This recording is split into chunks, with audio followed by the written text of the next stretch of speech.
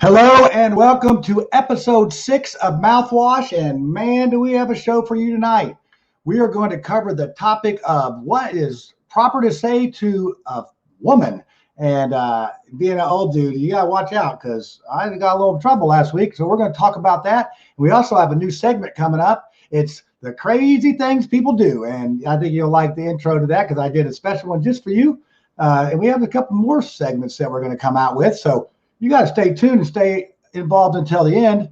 But we are going to bring on our normal host. We don't have a guest this week, but we have our normal host, and we want you to participate in the live chat.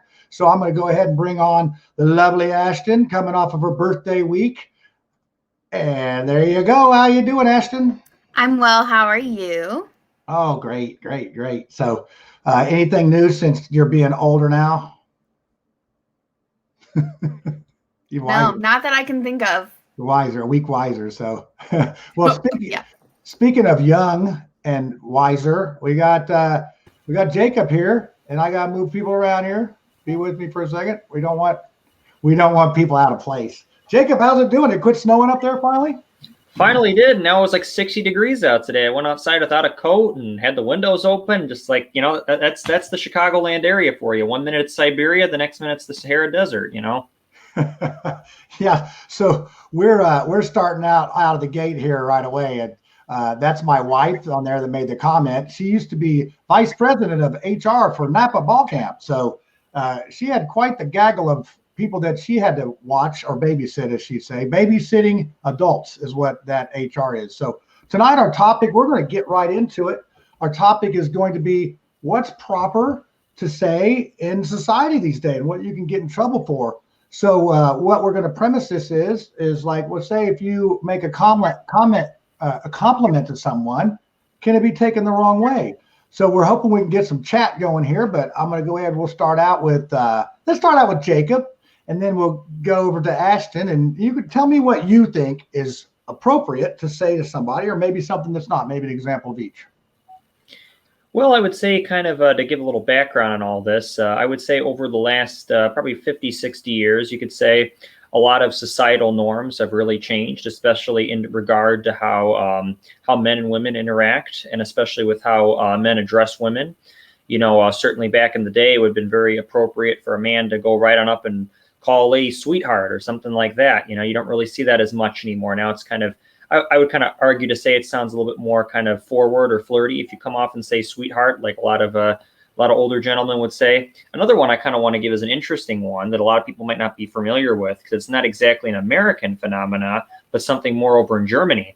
If you watch a lot of old World War II movies, you'll see a lot of German officers or German civilians or whatever will call a young lady, they'll call her Fräulein, which literally in German means little woman.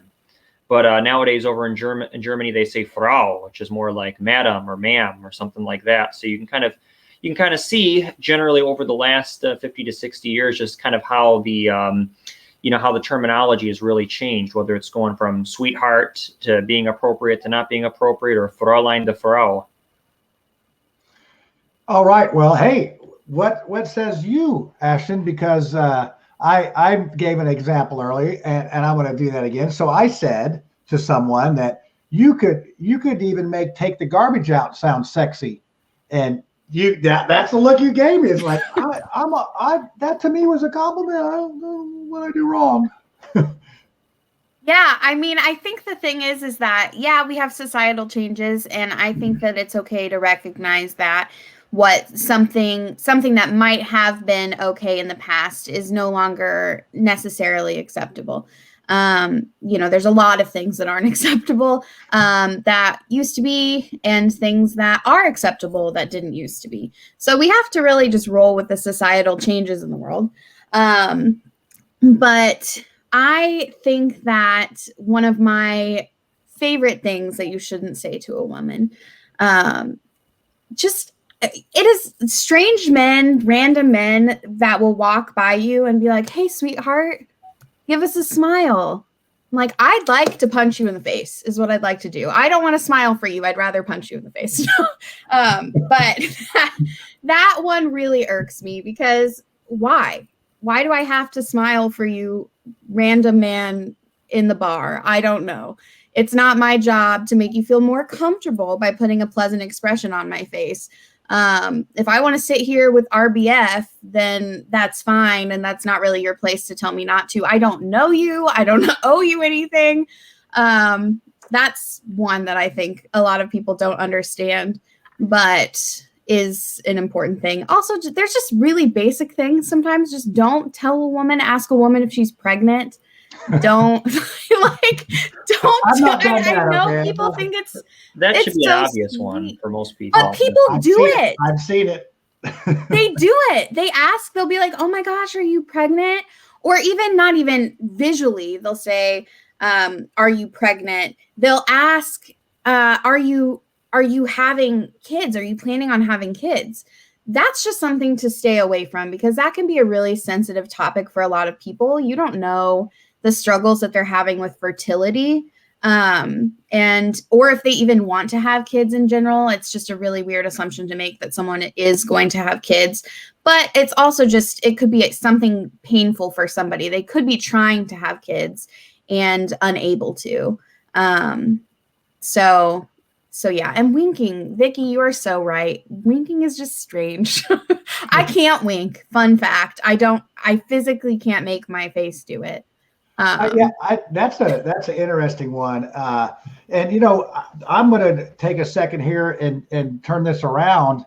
And I guess Jacob, go ahead and what do you think about the winking? And I guess it's just like being a little flirty Well, let me preface that real quick before you, not just generally aha, that was a funny joke, wink, wink. I'm talking there is a very distinct creepy wink that people do. That's the wink I'm talking about. All right, like the Pepe Le Pew wink. Oh, we'll get to that later, okay, and all that other stuff. But so what? I guess you didn't get the part asking about what's appropriate to say. I mean, how would you say that? And so instead of a wink, what would be the politically correct thing to do?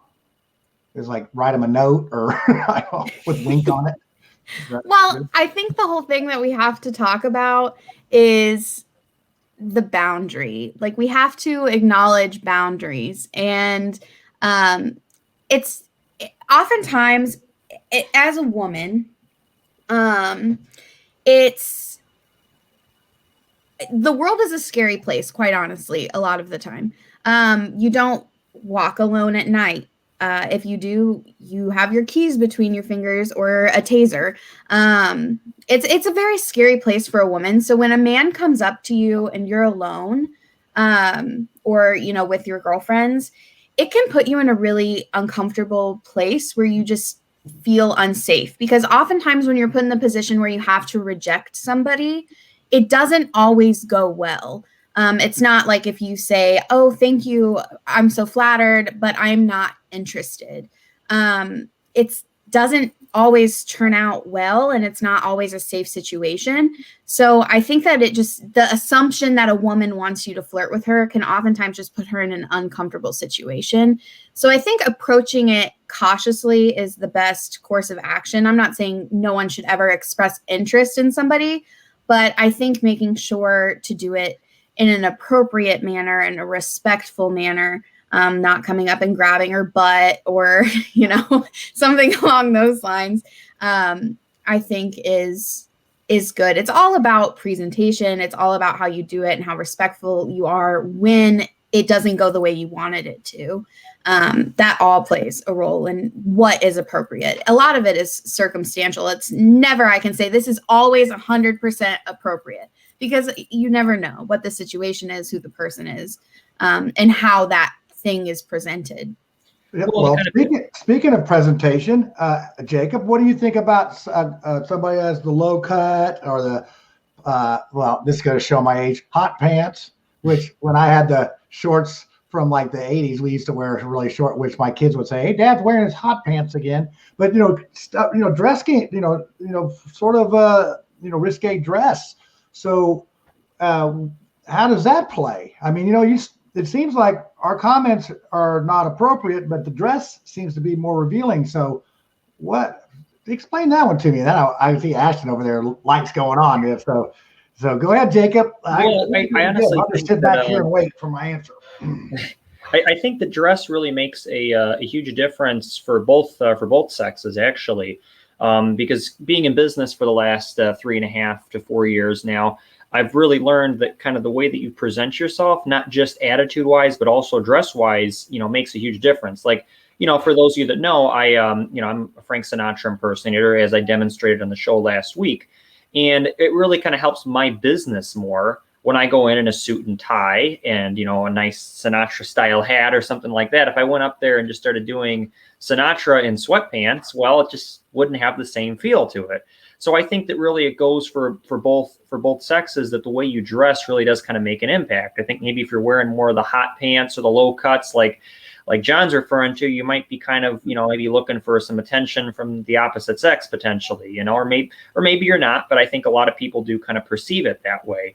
And then if you're putting on a business suit, or in a woman's case, like pantsuit or skirt suit, or maybe you're looking to, go for a job interview or go to church or something like that. So I think that really, I think the dress and apparel says a lot about people. Or like another example I could give is if you go and you're going to Texas Roadhouse and you're wearing a cowboy hat, you're probably, there's a good chance you're from Texas, or you like country music or something like that. So appearances really, it's kind of unfortunate. We don't like to say that we're superficial and saying we just judge people based on appearances, but psychologically speaking, we do kind of make these snap judgments in our head. When we see a guy in a doctor's garb or, in a white coat, we're gonna be like, that guy's probably a doctor of some sort. We see a guy with a clerical collar on, we're like, oh, it's probably a priest or something, or a pastor. So, that's kind of my thoughts on the whole dress and apparel situation. And that's my thing. Ashton, what do you got to say about that? I want to hear this answer. I have a lot to say about that, John. Okay. Maybe we can get this chat livened up here a little bit. So we're a little sleepy in the chat there, everybody. So read the bottom there. Get on it here. You got to help us out on the show. Well, I think that the first thing is yeah, it's a societal thing, but that's something that needs to be unlearned, that because I decide to dress a certain way, that means that I want advances from men, or that I dress that way to please a man visually. Absolutely not. The times that I have my shirt low cut and my hot pants on, as you say, are when I am hanging out with my best friends, because I want to have a good time. I want to feel good. I want to look good. And when I see my friend, I want her to say, oh my gosh, you look amazing. And I'm like, thank you. I appreciate it. When I went on dates, obviously I'm engaged now, so that new dating doesn't happen very at all. That's so awkward. I was going to say very often. It doesn't happen. But I would dress more conservatively because I didn't feel comfortable. And it wasn't that I didn't want someone to make advances on me or anything like that. It was just I wasn't necessarily comfortable doing that. And that's, some people are, some people aren't. But I think that we have to stop assuming because of how someone's dressed, that means that they're interested in a sexual advance from someone. That's just absolutely not the case. I dress how I dress to feel good about myself. I wear my makeup the way that I do to feel good about myself and not for anybody else. And that's a distinction that we have to make, that people make this assumption that you're doing it for them, when in actuality, you're doing it to feel good and feel confident about yourself. Okay, I love that answer, and that's what, as old dude like me, I got to be able to recognize that stuff when you're just having fun and all that. Sometimes it can be an issue. So, but when we talk about that, John, the issue about talking about that and giving voice to that opinion, that how someone is dressed leads to puts a sign on their body that I'm open for business. I want someone to advance on me. That leads to the narrative that, she was asking for it, the way that she was dressed. That's just an excuse to act poorly. Okay, so now I'm going to play that whataboutism game on you. So I go to cycling with my son up at Marion College, and we do the cycling thing. So we used to go to Popeyes there on 16th Street after the cycling thing. And I go in there, and there's a couple gals behind the counter. I got my bike shorts on, and they were they were saying stuff to me about my legs and my booty and all that stuff. So what about that? Am I supposed to be I'm like thinking, wow, somebody noticed. Oh, dude, it's a bike shorts. Come on now.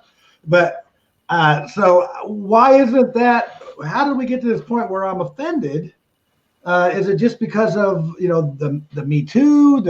We've had so many different celebrities like Robbie Zacharias, a big Christian apologist. It's coming out all this stuff that he's like been doing all this stuff to women, and is that part of what this is? You Who are jump you on asking anybody. this to, John? Who are you asking that to? I'm going to go with you, Ashton. I'll go back to back this. Okay, I mean, first of all, I don't think it was appropriate for them to necessarily be saying those things to you. Definitely not a work setting. So I think that the thing is that I don't think it's just because of the Me Too movement. I think that it's just women are being empowered to use their voice. I think this is something that has historically often made women uncomfortable. They just weren't in a place to feel comfortable saying something about it. And so women, as we become more comfortable finding our voices, we feel like this is something that we can say. And I think that the issue with, I just lost it. It just went out of my mind. It went away. We said this has been a long week, and my brain is all jumbled. What was the second part of that question, John? It was, why is it okay for, them to say that about me and the other way? And we were talking about the Me Too and that type of thing. So hopefully that was what gets you back on track. Or I could go to Jacob and we can come back to you because I know you're going to get it. I know it's going to come back to you. It just went and it hasn't come back yet. So go to Jacob. That happens to the best of us, Ashton. Honestly, I can't tell you how many times it just happened to me. I'm like, this is such a great point. And then boom, gone. Well, like we were saying, usually we're thoroughly researched for the show. And this one was more of an opinion-based thing. So usually I have my talking points over here. And now I'm just spouting it out. So yeah, well, and these are the type of honest questions we have to have because obviously I'm an old dude. I don't know. You guys are supposed to be the experts on these type of things these days, what you can get in trouble with and what you can't. So I'm looking at this as like education talk show here tonight. Well, to follow up a little bit, John, with what you guys were saying, I just saw a comment here that's very relevant. It's from Penny Bigelow there, where she says how you dress should be appropriate for the occasion. And also the one you just put up pays to advertise. Yeah. So, and I would really say for the occasion, I think that really, if you look back at like some old photographs, say from the 1930s, 40s, 50s, 60s, people had a lot more sense of formality. And I think that's something we've kind of lost in society. I'm not saying that everybody should be forced to dress a very particular way, but I think kind of dressing, to respect others is something that has really kind of been lost. Like, I mean, I think, if you're going to a wedding or a funeral or something, I think it's very appropriate, for a man to put on a tie or something or a coat, not to just show up in some, ripped up old jeans or something like that. I think I think really dressing for the occasion is appropriate because like Ashton argues that we need to get rid of these subliminal, opinions that we have, these snap opinions we make when we see somebody dressed a certain way. That would be nice in an idyllic world, but just the reality of it is that a lot of times those impulsive moves are not something you can just kind of unlearn overnight. Like, I mean, honestly, like when I see somebody dressed in a white coat, I'm automatically going to assume they're a doctor. It's going to take a lot of reprogramming and beating it out of me to get me to think that somebody wearing a white coat is not a doctor. So that's the thing. There is that subliminal messaging. And that's why I really do think that I think Penny's point about dressing appropriate for the occasion is really a necessity because people are going to make these snap judgments, and whether we like it or not, whether we think they're good or bad, I'm not arguing either. People are going to make decisions based on that. Like if you go in for a job interview and and you're wearing basketball shorts, you might not get the job if the next guy comes in wearing a charcoal gray business suit.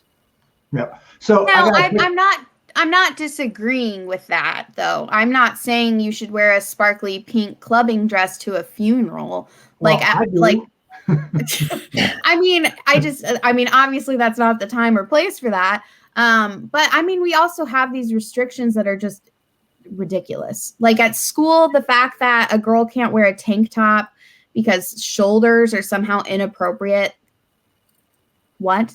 How first off, how are shoulders inappropriate? Second I don't know, of ask all, a 12-year-old boy. I'm sure they'll figure out some way. that's my other point. That brings me to my second point. It is not a young girl's job to not distract a 12-year-old boy with her shoulders.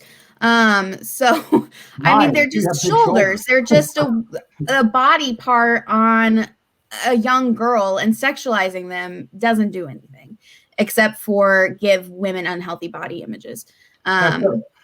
So we've sort of turned this into a what's appropriate to wear thing. So my thing is, I was going to throw out there before you got there is like, I go to some of these newer churches, like an Andy Stanley model where they have a singing. It's more, the coffee shop and all that.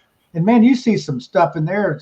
The dress is a little, it's not what I would say. It's almost like you're going clubbing instead of going to church. So, but this is one from Spiro. I'm going to get back to you, Adam, on your question, because that's going to be a whole different shifting the gears. So let's see here. Spiro says, when did it become okay to travel on an airplane in pajamas? Oh, I don't know. I mean, was it not okay? Like, oh, here we go. Okay. Have you guys ever heard the word floozy before? I mean, I just wondered if you know what that means, floozy? Yes. Yep. Okay. I was just wondering because I know that's like, even before me, they used to call somebody, they would have like really bright lipstick on and, a floozy. I'm like, oh, all right. I think I dated one of those in high school one time, but I'm not sure. So, so one of these, it was like, I'm trying to read a couple of these here. Oh, here we go. How about this one, Ashton? I mean, I don't think it's not appropriate. I mean, we've sexualized so many strange things to sexualize, in my opinion, like the stomach area and the shoulders and your like knees. I just don't understand what part of that is sexual at all. And it's specifically on women's bodies because, a guy can work out in no shirt and it's not a problem. But, I think that we've just sexualized it in women and for no reason. I mean, it's really just the objectification of women, and it's translated into what is appropriate and what isn't appropriate for a woman to wear. And that's something that we need to be cognizant of in our discussions with women when we talk to them about what they're wearing or what they're doing. Well, one thing that I would kind of beg to differ with Ashton on is that, yes, there are kind of certain societal things that kind of place, maybe they sexualize certain body parts more than others, but nonetheless, those things are there. It takes a lot of time to really kind of reprogram a culture. So I would say that for men and women, if they do want to be looked at a certain way, you might not want to show up to class in a bikini, and a guy might not want to show up to class, without a shirt on. Because, the thing is yes, it would be great if we just didn't look at people in a more sexual way when they're dressed like that. But unfortunately, a lot of people do. And so that kind of can change, that change somebody's perception of another person with how they're dressed. I mean, I'm not saying it's right. I'm not defending it, but I'm just saying that's the case out there that, certain articles of clothing are viewed as sexy by certain types of people, whether that be men or women. So that's just something people need to be cognizant of when they're getting dressed, and maybe if they want to be perceived a certain way by another person. Well, I mean, I'd argue that it's not that person's job to dress in a way that makes somebody else comfortable.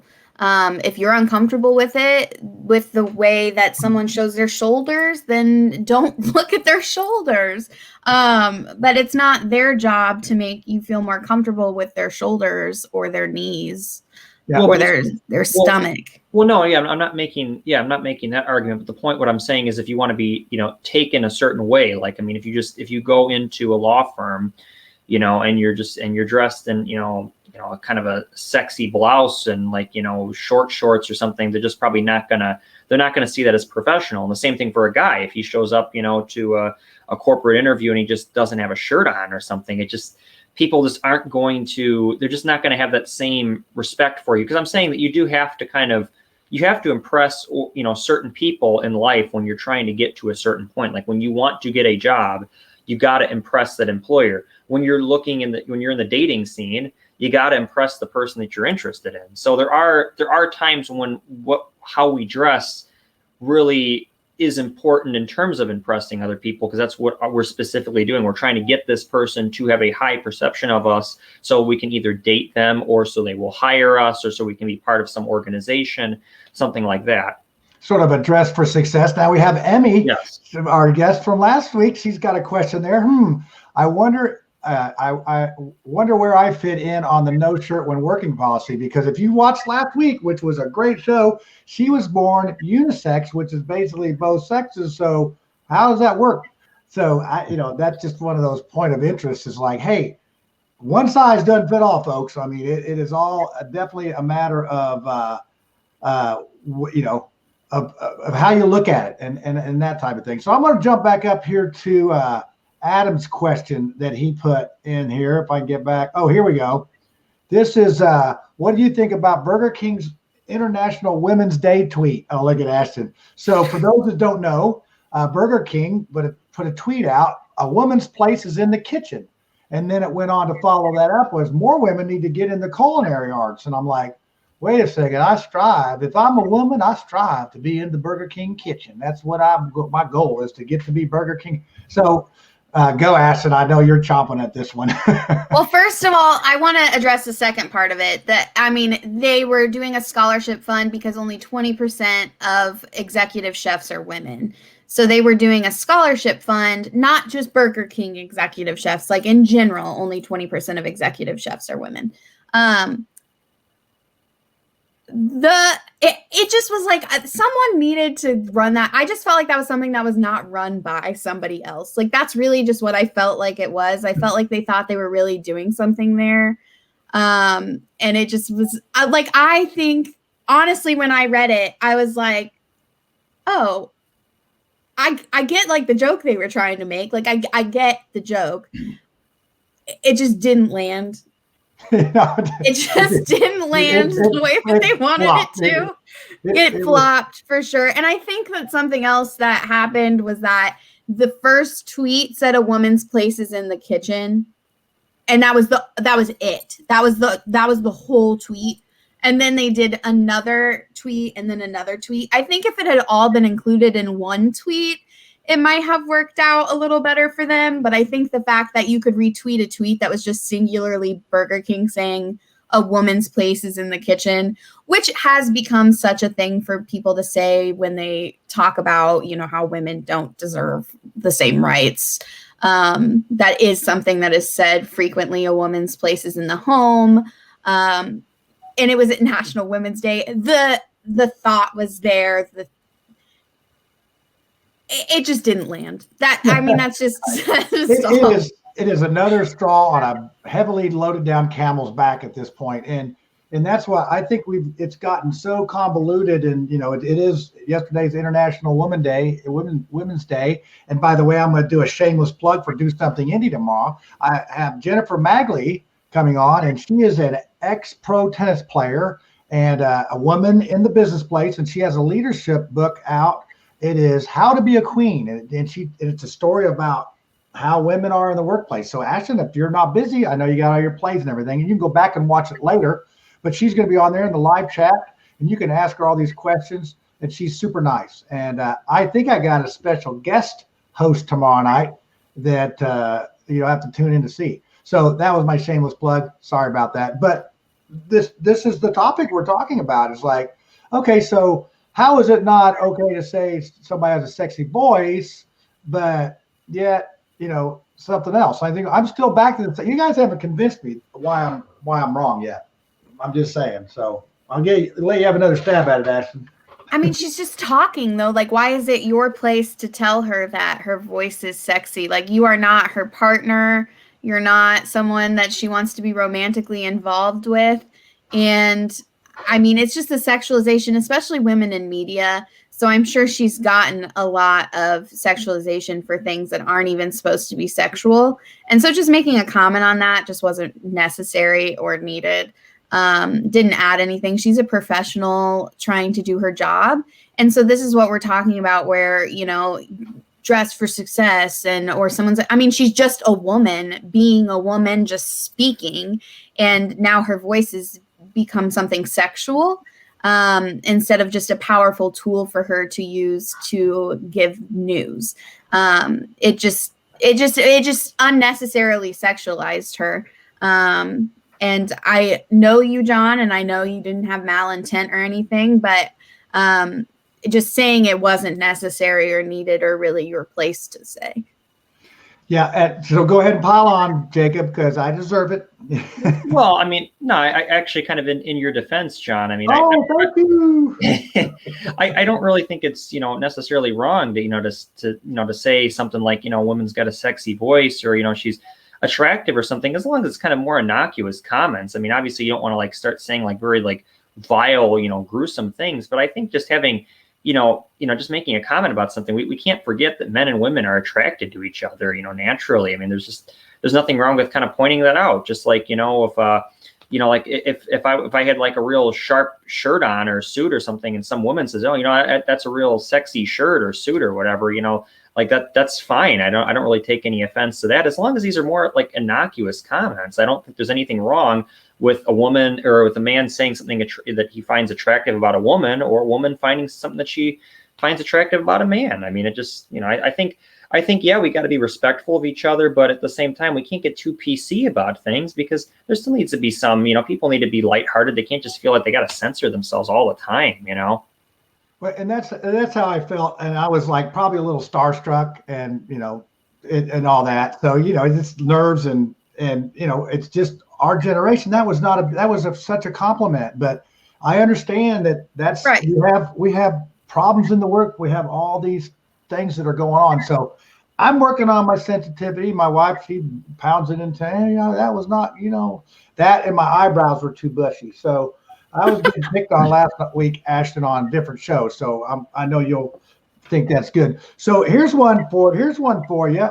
Jerry Rowe, he asks, what I keep hearing, especially on social media, is that women judge more harshly than men do.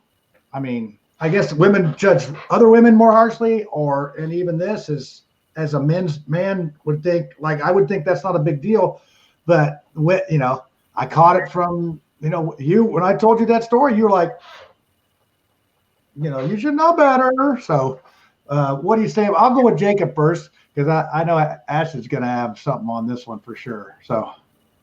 Yeah, I certainly do follow up with Jerry's comment. Yeah, I certainly do hear that, and definitely from different female friends that I have, that they can be brutal to each other at times. I'm really surprised. I mean, kind of the difference that I've noticed, like with a lot of my guy friends, you know, we can just go there and, you know, just you know, cut each other down, be like, oh, you're an idiot, or you're stupid, you're this or that, and then the next day we're saying, hey, you want to go get a beer tomorrow or get a pizza or whatever, and there's no ifs, ands, or buts about it. But I've, you know, with some of my friends that are girls, you know, they'll get mad at their other girlfriend, and they'll and they just won't talk for months. Like, it'll be really bitter, and they'll just talk about it all the time. I have really noticed that. I'm not trying to be overtly general, but it does seem like it's at least from my experience, more girls seem to kind of get angrier with each other longer than a lot of guys do. At least that's how it is with me and my guy friends. Yeah, I you know, yeah, I agree with that. But Jacob, I don't want to say this and get in trouble, but I think women sometimes are more sensitive. Go ahead, Ashton. You're going to sneak that in there, think that I'm not going to comment on that, Sean. I'm taking a commercial break. I love you guys. You're great. I think that we really have this condition, and like you said, Jacob, societal things take a long time to unlearn, and I don't think anyone disagrees with that point. But societal wise, women are made to compete with each other. They're made to compete with each other to be the prettiest in the room, to be, you know, the most desirable person. And I think oftentimes it leads to a lot of unnecessary competition that is just fueled by societal standards. And I don't think women are inherently more anything than men. I think that it's just a way that society has conditioned women to feel about certain things. And I think that oftentimes women are bearing a lot. There's actually a show that I'm working on right now where one of the lines in the show is women are made to bear what men cannot. And so there's just a lot of standards for women. One of the things that I was going to say earlier, Jacob, was yes, dressing professionally when you go to an interview. But there's a big difference on professionalism. And for a woman, that includes having to do a full face of makeup, having to do their hair, and then have clothes that cost oftentimes twice as much as they do for men. And wear heels that permanently damage our feet. We have all these standards that are just so above and beyond and so much more difficult to obtain, which really, they don't diminish our value as a woman. As a woman, pretty is not the rent you pay to exist in this world as a woman. That's one of my favorite quotes. I shouldn't have to be pretty. I shouldn't have to put that. I mean, even coming on this show before, you guys were talking to me pre-show, I'm putting on makeup because I know as a woman, no one wants to look at me with my empty face. And I'm still trying to learn that and accept that. But we have to understand there's just so many more things that a woman has to meet to seem qualified, and so many more steps that a woman has to take to meet that threshold. And so we really have to understand that and accept that and acknowledge that first of all, that's unrealistic and not fair to expect that from someone. It should be the same standards. And I think that that's just a really important distinction and point to make and recognize. Because, I mean, you just saw that pastor that was preaching about how a wife's job is to be visually pleasing and, you can't gain weight. And I'm like, you're overweight yourself. You don't know, like, why is it fine for you, but not for a woman? And there's just a lot of things that a woman has to meet that we have to look at and respect and acknowledge the extra burden that women have. Yeah. And before you go, Jacob, Fred Astaire and Ginger Rogers, everybody talks about how good a dancer Fred Astaire was, but Ginger Rogers did it backwards in heels. So go ahead. It's like, okay, yeah, she's probably a little better than him. So go ahead, Jacob. Well, I would say though too, certainly you do have this competition with women to kind of be pretty or the like what Ashton was saying, but I would say there's a competition though with men though too. Certainly, I would say especially like in terms of fitness, a lot of men are very competitive with that. A lot of men want to kind of be stronger, more buff. They go to the gym a lot. Another thing I would say is career-wise. A lot of times men, I'm not saying this isn't the same for a lot of women too, but especially with men, there's always kind of this emphasis on kind of getting ahead in terms of your career. Like I know one thing that me and my friends kind of judge each other on is like, we'll go sit there at the bar and stuff, and we'll sit there and we'll talk about work. We'll be like, hey, how are you doing with your job? How are you doing with your employment prospects? What's going on with that? So I think men kind of have this competition when it comes to financial and material success in a way. That's, like I said, it's something that me and my friends compare ourselves to. And I think that's the case a lot of guys. The measure of success for a man a lot of times is oftentimes largely attributed to their job or their ability to, to find a wife and have a family and such. So there's some competition among men too, I would certainly say. Absolutely. I don't disagree with you. I think that there is a double standard because I think that if, for example, a woman who wants to be career driven is oftentimes shamed for not being home and taking care of her children. And so often it's said, how can you leave your children to go focus on your career? But men are expected to go focus on their career and not necessarily have all that time with their family. And then when you look at a man who might want to stay home and spend more time with his family, he's shamed for that, for not going out and working hard so that the woman can stay home. When really it shouldn't be that way. It should just be we're working as a family, working to find whatever works best for us, whether that be a stay-at-home dad, a stay-at-home mom, both parents working. There shouldn't be any sort of gender role there. It should just be providing for those that you love in whatever way is best for you and your family. And I think a thing that really plagues women, and I haven't seen it so much in men, I don't know if you guys have, but I have never seen this happen. Shaming on who's a better mom, who's parenting correctly, who's parenting the right way, is really a strong concept in women. And it's like a competition when, who's the Pinterest mom and who's doing all these things for it's like your child is alive and your child is loved. And that is what's important. It's not how pretty their lunchbox is, or, if you're able to create this wonderful outdoor tree house. That doesn't attribute to your quality as a mother or as a parent. It's really just making sure your children are loved and their basic needs are met. And I think that's something, mom shaming. I mean, we've heard it. It's the mom shaming. Supporting other women in the way that they decide to parent their children. Yeah, I think that's true. And the Facebook, social media is like a highlight reel of our lives. We don't see the downsides that we have. So I want to cover one more thing here. We got to get to the Mr. Potato Head, the Pepe Le Pew, and the Dr. Seuss. So let's start with Dr. Seuss, because I know Ashton's tired of hearing about it. So I want to do another back-to-back with Ashton. Go ahead, you do Dr. Seuss first. Well, just the misinformation that's going around about the Dr. Seuss stuff is just really bothering me because everybody's like, Dr. Seuss is canceled. And I'm like, Dr. Seuss is not canceled. No one's canceling Dr. Seuss. They just are deciding to not publish 6 books out of the whole entire collection. And you tell me if you've ever heard of these. And to think that I saw it on Mulberry Street, if I ran to the zoo, Elliott's Pool, On Beyond Zebra, Scrambled Eggs Super, and The Cat's Quizzer.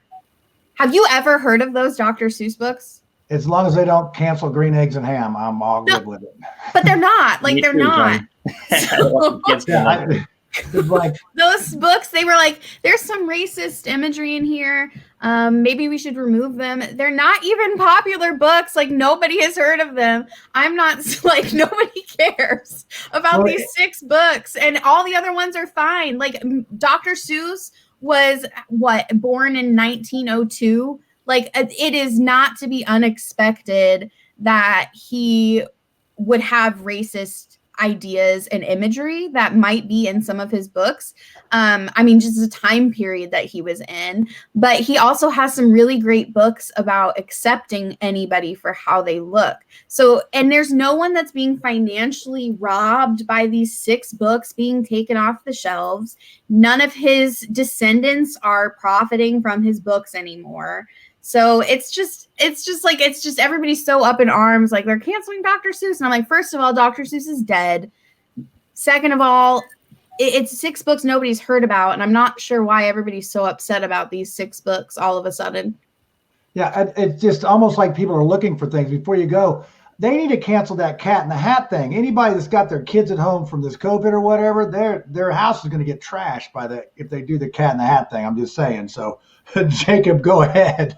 Well, what I would argue, though, with the whole Dr. Seuss thing is you got to keep in mind, these books were written in a different time. And the thing is, we can't always just kind of cancel things from a different time that had different, more different standards. I mean, certainly, yes, there's certain things in the past that we do have to repudiate, but Dr. Seuss wasn't inherently trying to like instill racism or prejudice, in children. I mean, I just think that's absolutely absurd. And I think certainly I've read some of those 6 books, when I was younger, because I kind of was a Dr. Seuss fanatic when I was a little kid, and I didn't pick up on any of that being racist or anything something like that. And on the slim chance a kid does kind of pick up on that, to just, have a talk with them and just say, hey, that's not the right way to interpret this. That's prejudices and, other biases aren't right.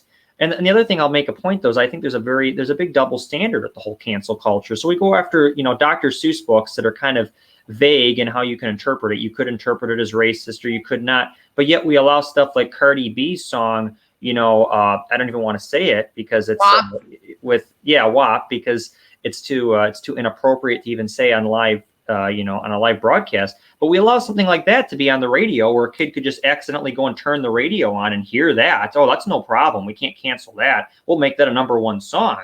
But God forbid we gotta cancel Dr. Seuss and then allow that kind of filth on the radio.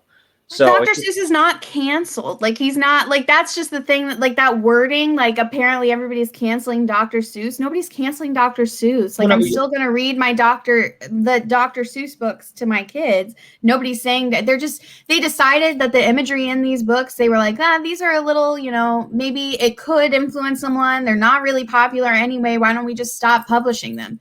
And everybody's like, oh, here we go. And I'm like, it's not that big of a deal. It's not that big of a deal for them to stop publishing those books that, they were like, this could offend somebody. And these books are, a little sketchy, people in cages and things like that. So maybe we should just not publish them, and the monkeys and all that. And I mean, like I said, I don't think Dr. Seuss, I mean, he obviously had some probably racist tendencies because of the time period he lived in. I mean, that's just generally comes with that territory. But he has really great messages in a lot of his books about accepting everybody for who they are, no matter what they look like.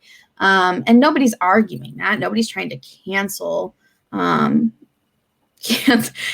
just saw Vicky said, let's talk about Harry and Meghan. I agree. But yeah, nobody's trying to cancel Dr. Seuss. And so saying that they're trying to cancel him is just, I think, over sensationalizing. Speaking of canceling, how about the Pepe Le Pew and the Tater Head? I mean, did they get canceled? It's like, oh, mon chéri, I would like to make, and it's chased. I think that was what, but when I grew up, these were cartoons that were out when I grew up. And we had Popeye that was beating Brutus up all the time, the Roadrunner, the Coyote. We had some if you think about some of those cartoons, Pixie and Dixie, all those, they were all about getting somebody else, and they were violent. I mean, they were really violent. It's like Foghorn Leghorn. He was always picking on that dog. I said, boy, come over here. I'm talking to you.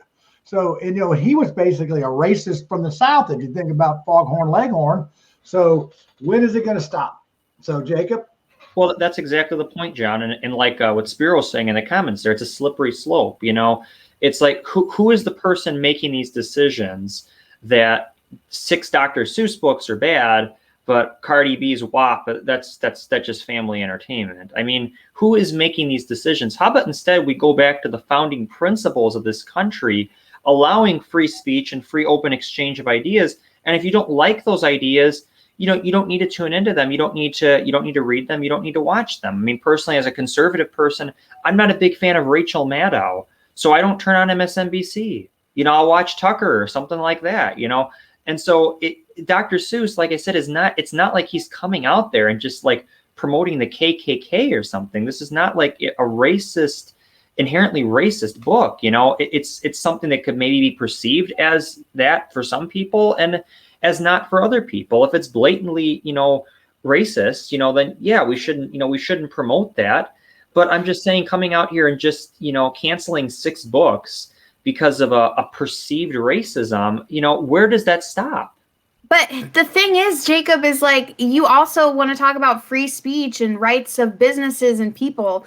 Okay, so the Dr. Seuss estate decided that this was what they wanted to do. That's their right to remove those books. They own those books. It's not somebody else's right to tell the Dr. Seuss Corporation that they have to continue publishing those books when the Dr. Seuss Corporation says that these books are not necessarily representative of what we want our corporation to represent. And so they decide to pull them. I don't think I hadn't heard anything about anyone calling for this. It just happened. Like, they just decided to do it one day. So like, arguing that they can't do it is inhibiting their ability to be a private company, because they are a private company that decided that it is their right to remove their product. And now everybody's like, no. Okay, well, then you're removing rights from this corporation. No, I'm not arguing that they can't do that as a right as a corporation. But I'm saying where this movement to do this derives from is from the overtly sensitive cancel culture, where anything that could be vaguely perceived as wrong just automatically just has to go. How about instead of just canceling when we don't like something, let's have an honest dialogue about why that is bad, instead of just going in here and just saying, okay, gone.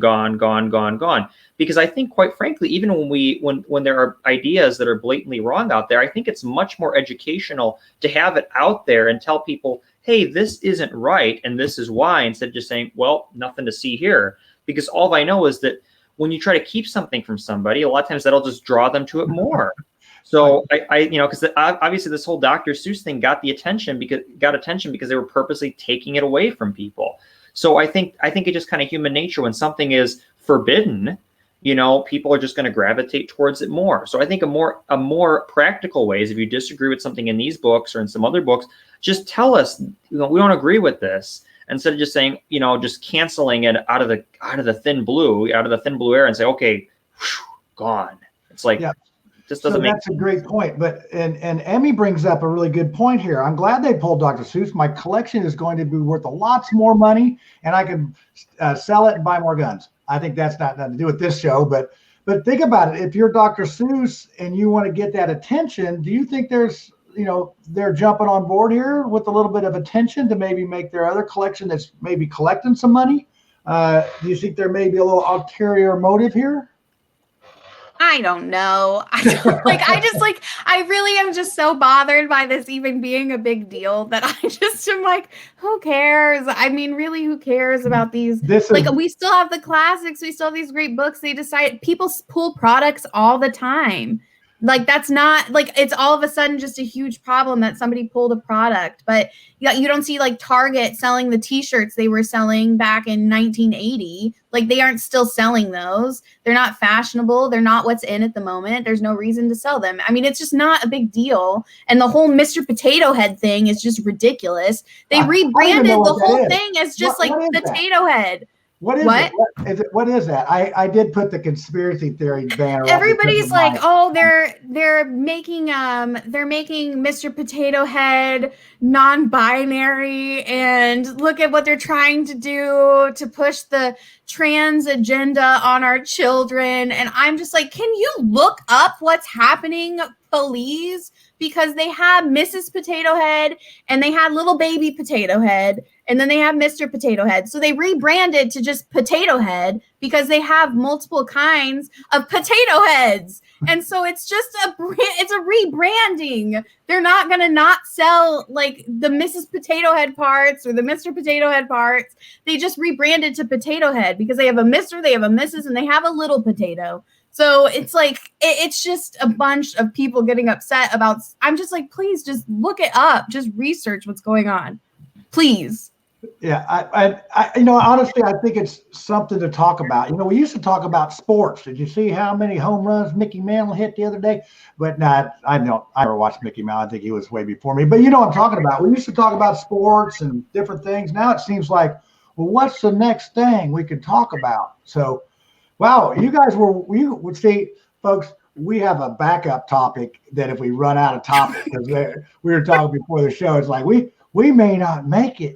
John, by the time we get to that, everybody's going to even forget what that is. Now, but they're going to wonder. They're going to wonder what it is, and that's going to happen. So, and believe it or not, we are getting close to that time where we have talked about this the whole show. And once again, the chat started a little slow, but it has really got it going here. So this is a topic that is, relevant, and it's something that we talk about. And I want to remind our viewers that we do this civilly, even though we have differing opinions, differing age gaps, or you and me pretty much. We do it with a smile on our face. And I would love that to catch on and more people to be able to have a good conversation, because, this is episode 6. And I pretty much met both of you 7 weeks ago. So it looks like we've been together for at least 8 shows. I mean, it's like, that's how much we're getting along, But we do have a new segment tonight, and we do have to have a new banner for that. And let me get this pulled up here. And this segment's going to be crazy things that people do. And so we're going to give you our crazy things that people do now. And before we go, I want to give Ashton and Jacob one last word about this topic here to finish it up, and then we'll do our last segment. And thank you for joining us. So go ahead, Ashton. I'll let you go first, and then Jacob follow up. I just think it's all about just being courteous and just reading the room. We got to learn to read the room, be courteous to one another, and just be respectful.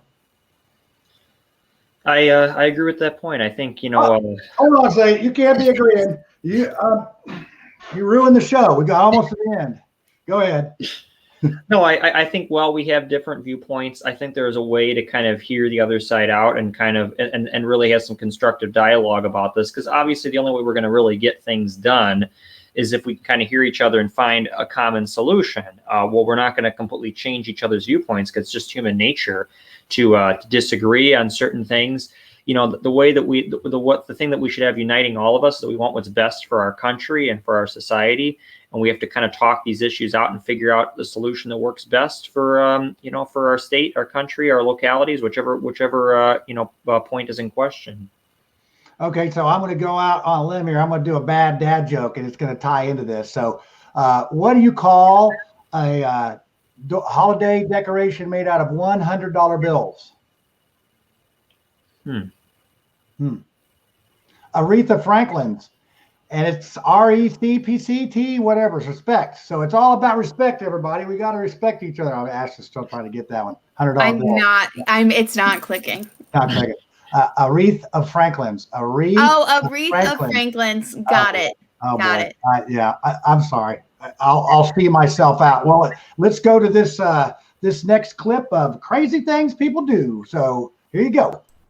Now it's time for crazy stuff people do.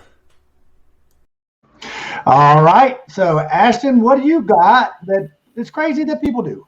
Okay, so I just want to talk about, Vicky kind of said it. I just want to talk about how wild this is. Oprah just like single-handedly bringing down the British monarchy.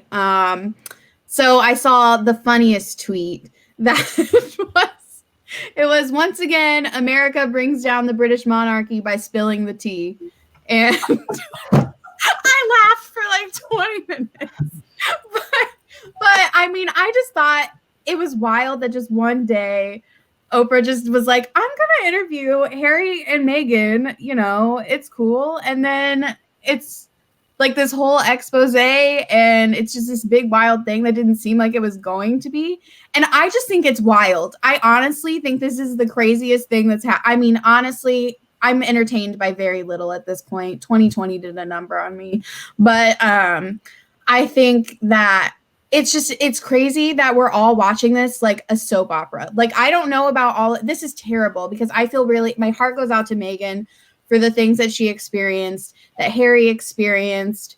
But I'm sitting here like, I'm just waiting for the statement from the Queen. And I'm like, what are we doing over here in America, trying to figure out when the British monarchy is going to release a statement? And I'm over here talking about the institution. Like, I know what I'm talking about. I have no idea how the British monarchy works. No idea. But after that interview, I think I'm basically an expert. So. Yeah, well, you should have been around for the Princess Diana and Charles wedding back in the day. It was exquisite, and then all that fell apart. So, Jacob, what's your crazy things that people do? Well, my crazy thing is kind of a throwback for all of us. It'd be happening basically in exactly a year before this month, and that'd be the toilet paper craze of March of 2020. Kind of as a little background, I actually had to do a whole research paper on this for one of my marketing classes in school, because what a lot of people don't realize, the whole stockpiling and buying toilet paper frenzy that happened in March of last year, it actually caused severe problems with the supply chain. Like, a lot of these companies, they had enough toilet paper, but they couldn't get it in from other countries quick enough, because a lot of the toilet paper is made overseas. So you literally had boats, ships, everything that was just getting held up at the ports because the demand just skyrocketed overnight. And that's what caused this shortage for like 2 months because people were doing, just stockpiling like crazy in March. And I'm still trying to figure out what were they going to do with all the toilet paper? I mean, if worse comes to worse, there's other ways, there's other things you can do after you go to the bathroom to clean yourself off. You don't need toilet paper. So I don't know why people saw that as the number one product they had to rush out and get.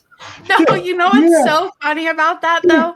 We got a bidet for Christmas during like White Elephant, and it was the coveted thing for White Elephant, not COVID Christmas, but the Christmas before. And I'm like, man, if we don't have any toilet paper, that came in a lot more handy than I ever would have expected it to. Yeah, it's funny. Our church did a big toilet paper drive. One of the shelters were out, and they did a huge toilet. We raised like big mountains of toilet paper and we had a contest who could build a mountain.